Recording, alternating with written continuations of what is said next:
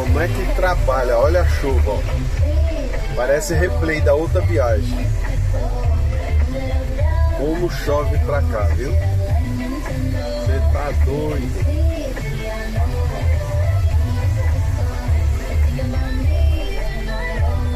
Já quero ver se eu toco direto hoje. Olha cada relâmpago.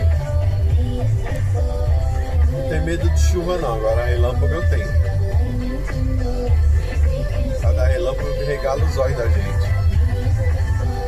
Você tá doido. Ó.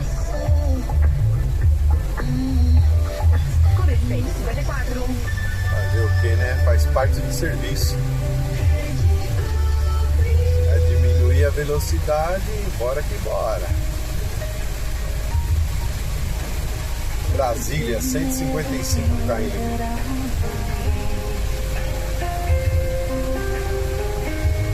Olha isso.